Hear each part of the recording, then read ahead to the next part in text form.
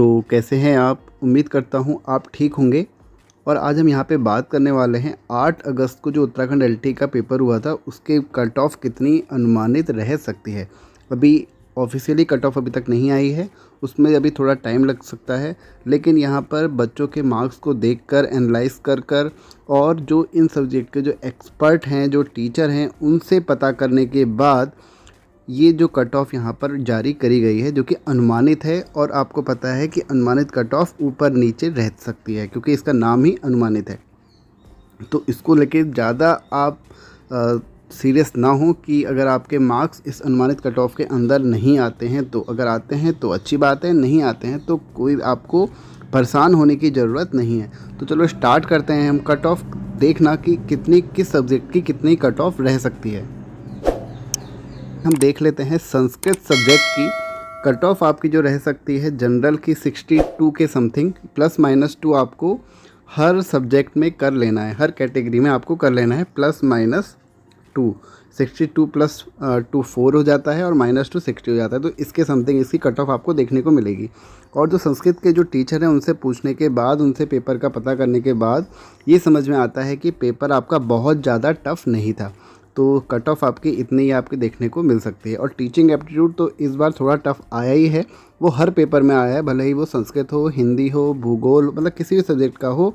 आपको संस्कृत का जो सब्जेक्ट है वो टीचिंग एप्टीट्यूड है वो आपको टफ ही थोड़ा देखने को इस बार मिला है। और EWS की जो कट ऑफ है वो है 61 के समथिंग रह सकती है। OBC की 60, फिर से एक बार बोल दूँ ये एक अनुमानित कट ऑफ है। SC की 55 रह सकती है और ST की कट ऑफ 54 के समथिंग रह सकती है। और अगर यहाँ पे हम फीमेल की बात करें तो 60 +- 2 आपको कर लेना है। इन सारी की सारी कैटेगरी में आपको +- 2 कट ऑफ कर लेना है। तो ये कट ऑफ थी संस्कृत सब्जेक्ट की। अब हम देखते हैं अगला सब्जेक्ट हमारा कौन सा आता है। अगला सब्जेक्ट की हम यहाँ पे जो कट ऑफ देख रहे हैं वो है होम साइंस। तो होम साइंस में आपकी जो कट ऑफ जनरल की आपको देखने को मिल सकती है वो है 72 +- 2, इसमें भी आपको कर लेना है। ठीक है, तो 72 +- 2 जनरल की रह सकती है। EWS की आपकी 70 के समथिंग रह सकती है। OBC कैटेगरी की कैंडिडेट की कट ऑफ 71 के समथिंग आपकी रह सकती है। बात करते हैं SC ST और फीमेल की, तो जो इनकी कट ऑफ रह सकती है, SC की कट ऑफ अगर हम देखें तो 69 के समथिंग जा सकती है।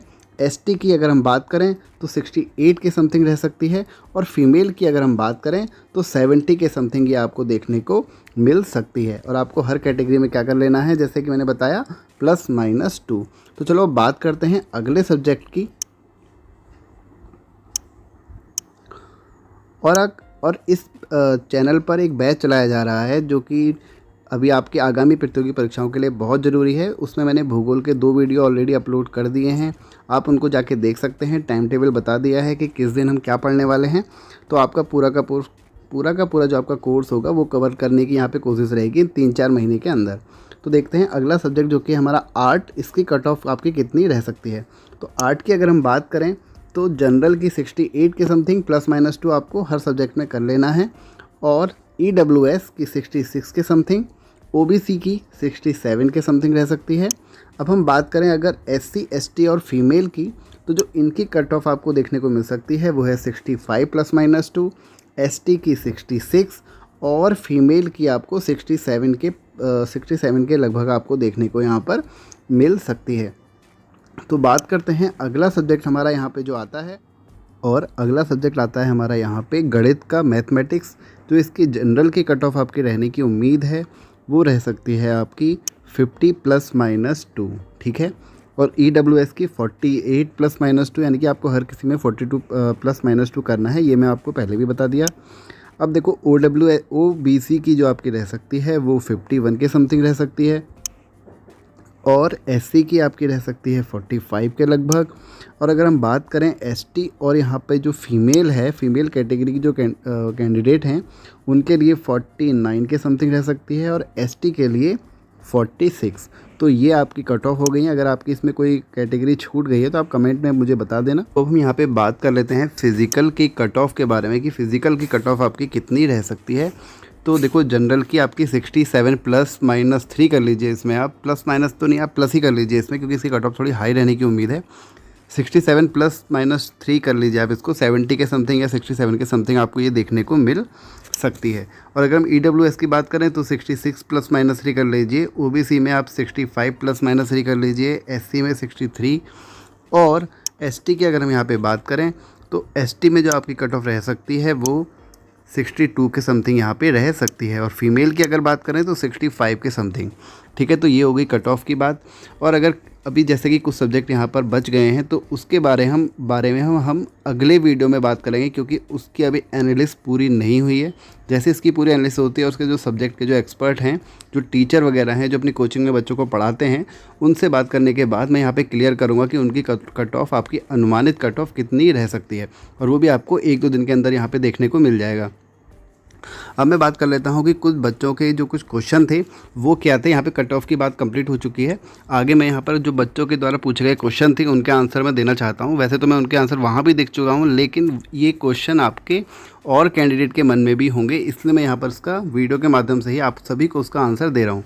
ठीक है, तो पहला क्वेश्चन तो यहाँ पर ये था, बच्चों के मन में ये आ रहा है कि सर लैब असिस्टेंट का पेपर क्रैक करके ही सिलेक्शन हो जाएगा या कुछ और भी होगा इसमें। उनका कहने का मतलब यहाँ पर यह है कि हमारा सिर्फ एक ही पेपर होगा या इसके बाद भी कोई और हमारा क्या है प्रोसेस हो सकती है। जैसे कि आपको बताया स्टेनो में पहले पेपर हुआ था, फिर स्किल टेस्ट हुआ था, स्किल टेस्ट होगा, लेकिन इसमें आपका सिर्फ क्या है, लैब असिस्टेंट का सिर्फ एक ही पेपर होगा और उसमें आपका सिलेक्शन हो जाएगा तो ठीक है। मतलब इसमें बाकी प्रोसेस आपकी कोई भी नहीं है, सिर्फ एक ही प्रोसेस है जो कि आपका पेपर।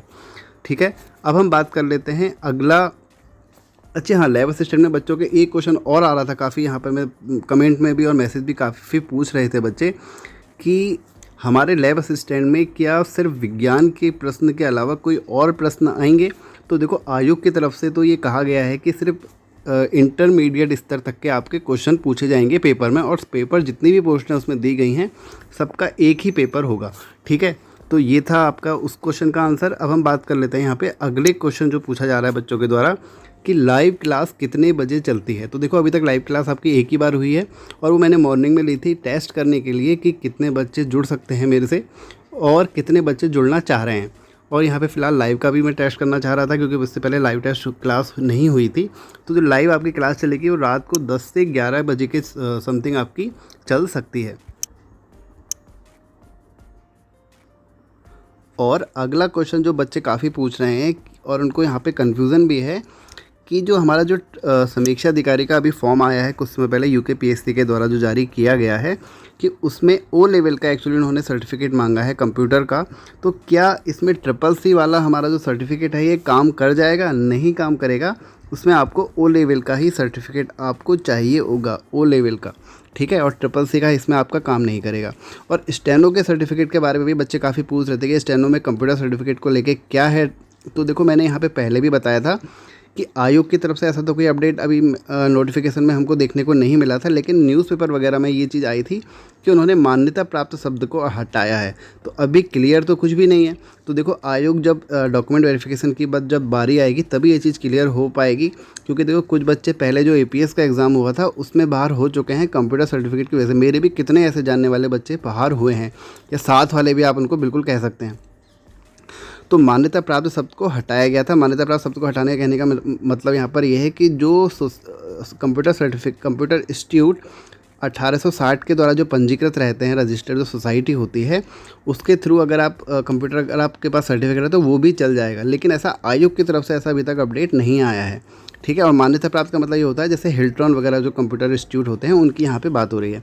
अब अगला क्वेश्चन जो यहाँ पे बच्चों के द्वारा पूछा गया था वो ये है कि सर ये लैब असिस्टेंट के पेपर में भी आता है क्या? देखो जो ये परीक्षा वाले की जो एक्चुअली जो ये क्वेश्चन पूछा गया था, ये जो प्लेलिस्ट है आपको परीक्षा वाले की देखने को मिलेगी चैनल पर, उसमें सारी की सारी परीक्षा वाले के क्वेश्चन हैं। तो उस एक बच्चा इसको सॉल्व कर रहा था और उसके बाद ये क्वेश्चन पुट अप हुआ है कि लैब असिस्टेंट के पेपर में भी क्वेश्चन आते हैं क्या। देखो लैब असिस्टेंट के पेपर में मैंने आपको जैसे कि पहले बताया वैसे वो तो डाउट अब आपका यहाँ पे क्लियर हो गया होगा, क्योंकि लैब असिस्टेंट में इस बार सिर्फ 12th तक के विज्ञान स्तर के प्रश्न यहाँ पर पूछे जाएंगे। तो ये कुछ क्वेश्चन थे। अगर आपको अभी भी आपके मन में कोई डाउट रहता है किसी भी बात को लेके, तो वो आप कमेंट में यहाँ पे पूछ सकते हैं।